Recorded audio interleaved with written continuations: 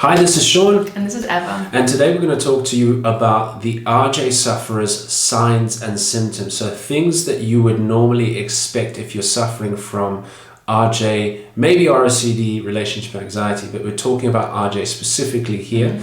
And we're also going to look at the partner's perspective as well. We've had people asking us on social media to discuss this in a bit more detail, so that's why we're here. Yeah, absolutely. We've talked a lot about the root causes, about why people suffer from this, about how to overcome it. You know, we work with people actually doing that on a daily basis, but we don't have a lot of information out there on what RJ actually is. What are the symptoms? You know, what do you experience if you are an RJ sufferer? And I think it's important to mention this because not everyone experiences the same thing.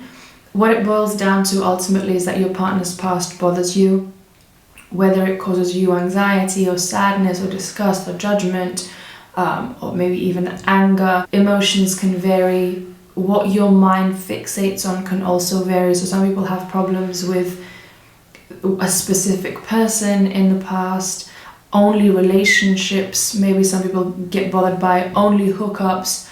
A specific intrusive thought could be one. Exactly. About a specific person.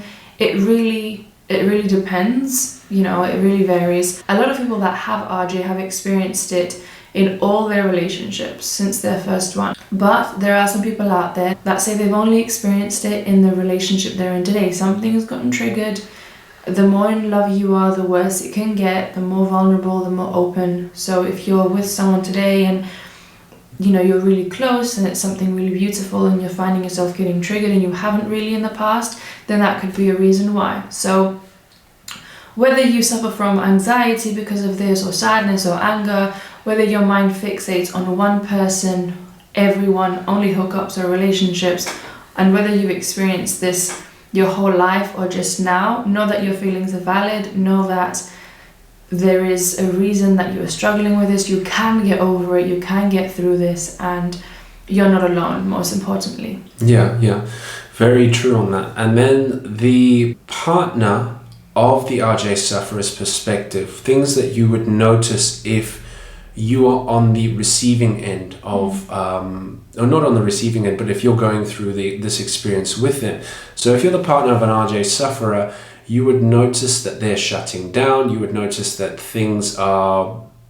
something's awry, something's not quite right, and you might feel that they're keeping something from you, right? It's important to know that the RJ sufferer may have felt triggered about something. It could be a movie, a song, it could be an article of clothing, it could be anything at all that's triggered them, and now they've gone and shut down, and you have noticed that, right? The next thing would be asking questions. So asking questions is something that an RJ sufferer would do, and on the receiving end, you're getting loads of questions towards you. So one question would lead to the next, and to the next, and to the next, and it feels like you're being interrogated, that you're being cross-questioned for the truth and the real truth and nothing but the truth. And it really starts to leave you feeling uncomfortable about answering anything at all, right?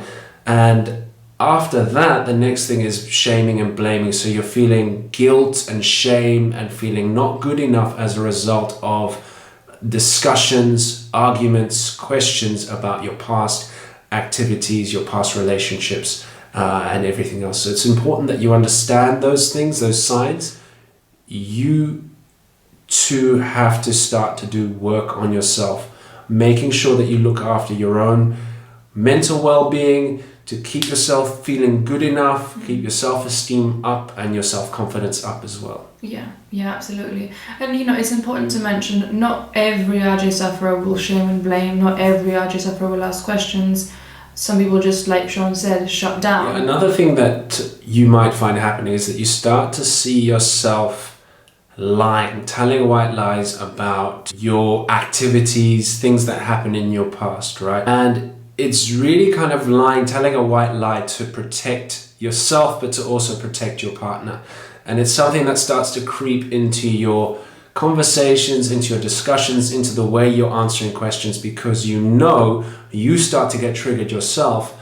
You know that it's going to lead into more questions, more arguments, and just more problems in the relationship. So in your mind, you're just telling yourself it's just going to be easier to tell a lie and just say, yeah, I went on holiday with that friend or whatever, just to placate your partner. Yeah. But this becomes a very, very difficult place, because if you do slip up, if you do make a mistake, if you do not tell the truth and your partner finds out, or they question you again and you eventually come out with the truth, it really starts to make them feel like you've betrayed them, right? You need to really understand that it's probably better to tell the truth from the beginning, from the offset. Yeah.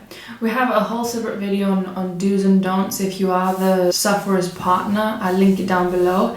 But in this video, we just wanted to talk about what RJ is, what it looks like, what it can look like. You know, maybe it's not identical for everyone, but these are the most common things that not only we've experienced, but also we see our clients experience on a daily basis. So we hope this video helps you. Let us know if you've got any questions, and we'll see you soon. Take care. Bye, guys.